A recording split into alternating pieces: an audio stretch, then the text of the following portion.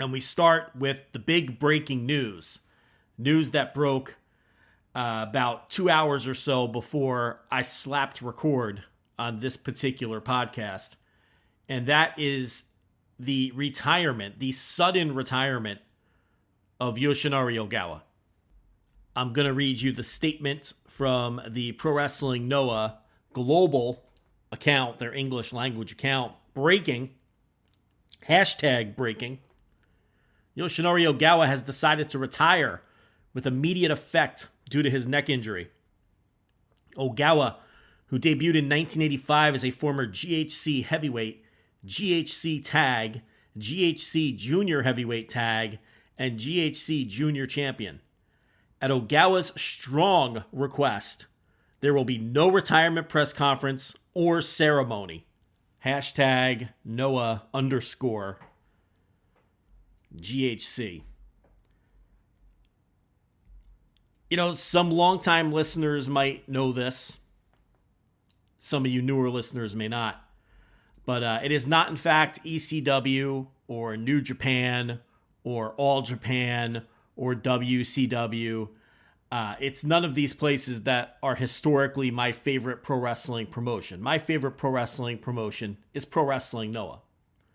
Now, the Pro Wrestling Noah that exists today, to me, is Pro Wrestling Noah in name only. It shares the name, and it does share the lineage to the Green Ring, but it's not the same Pro Wrestling Noah that is and was my favorite pro wrestling promotion. Yoshinari Ogawa is one of the last links to old Noah, to classic golden age pro wrestling Noah. There's not many left.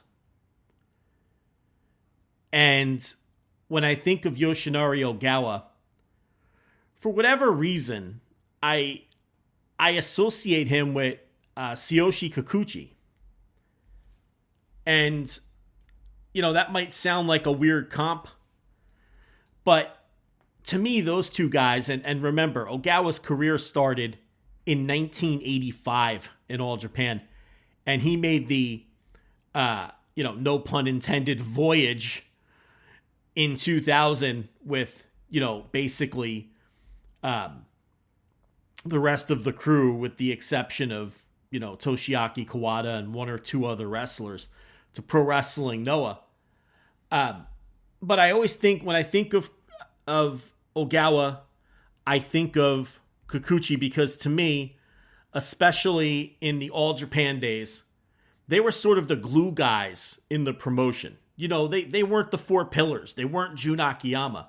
They weren't Naomichi Marufuji. They weren't even Go Shiozaki later on. They weren't, the guy who was probably my favorite wrestler historically, Kenta, right? And they were hardly ever pushed to the top. Ogawa had his brief run with the GHC title in the early days of Noah.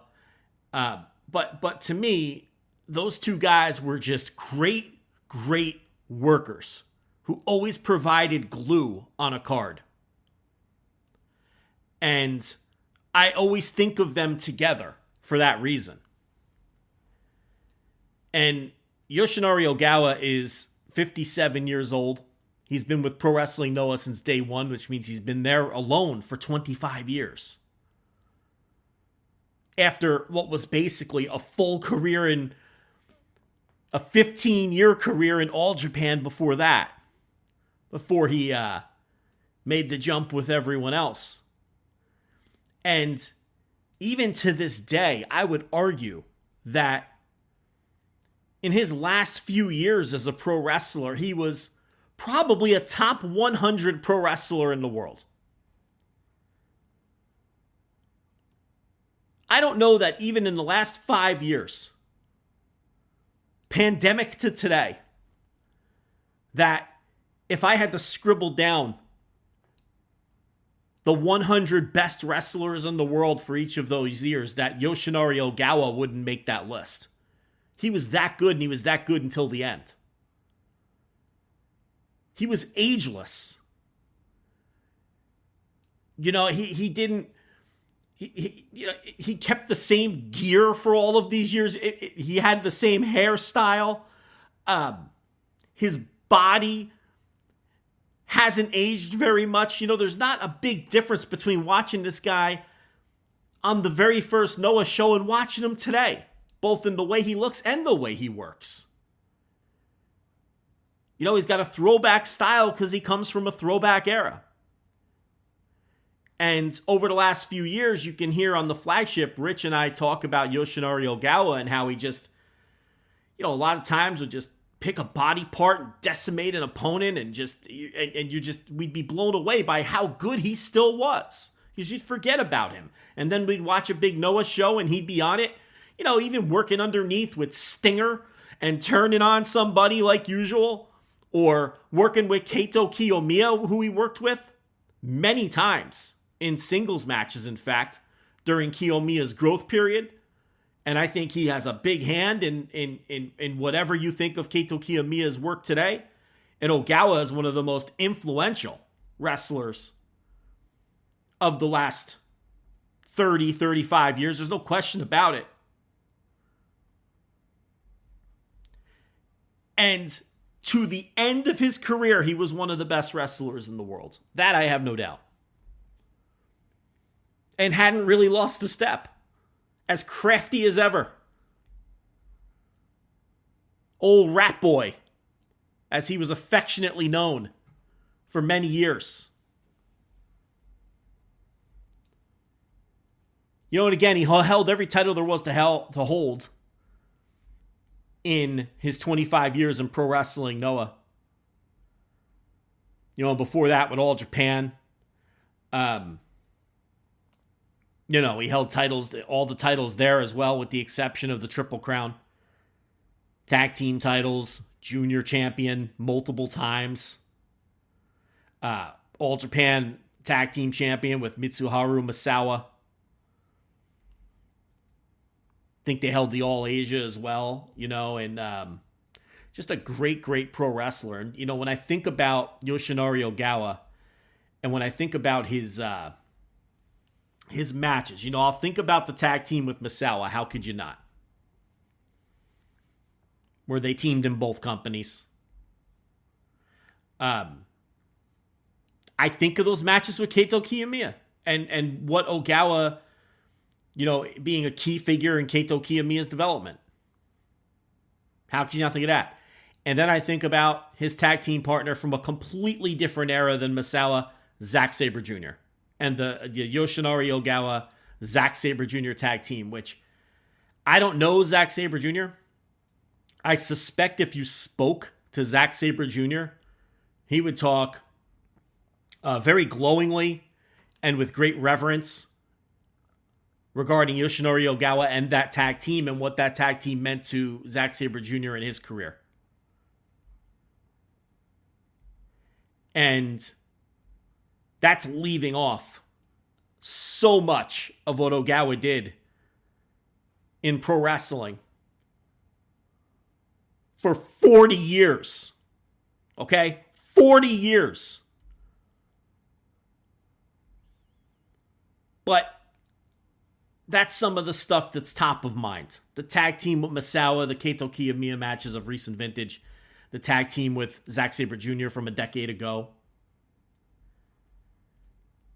And just a guy who, it's interesting, and I think it's fitting that he doesn't want a press conference. He doesn't want a farewell show. He doesn't want a farewell match because he's a guy who kind of existed in the shadows.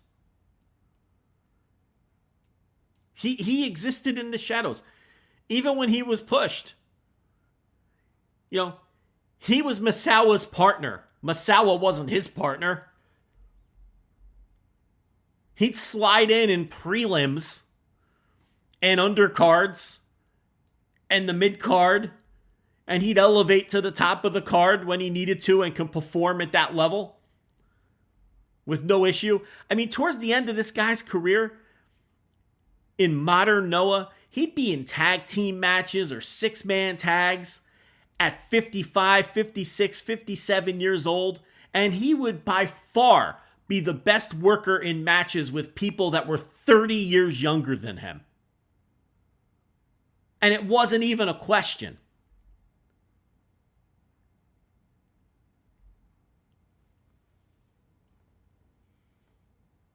He worked those Lionsgate shows, I think they were called, those developmental shows that New Japan was doing for a while, being run by Yuji Nagata. You know, he'd come in and run those shows and work with the New Japan Young Lions and just tear them apart. Tear them apart. Pick a limb and just destroy a limb and beat them up for 8 minutes. You know, so I remember some of those matches.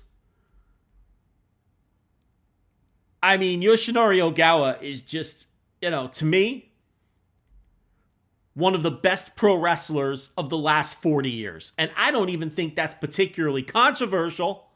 A hot take, going out on a limb. And if you're not overly familiar with his work, start Googling. Start filling that search box on YouTube. Hit up your sources for whatever your forbidden sources are of old footage. Do what it takes. And spend a couple days watching some Yoshinari Ogawa. You know, right up until the end. Go watch his stuff. Go put on Wrestle Universe. Again, this guy was great to the end.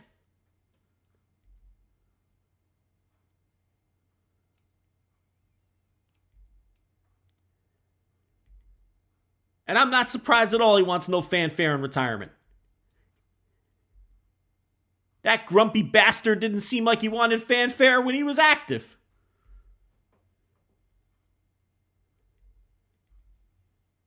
That is a pro wrestler's pro wrestler, Yoshinari Ogawa. You know, I know Eddie Kingston used to call himself this, but that is the last of a dying breed. You know, it might be a cliche, but they truly do not make them like Yoshinari Ogawa anymore. They just don't.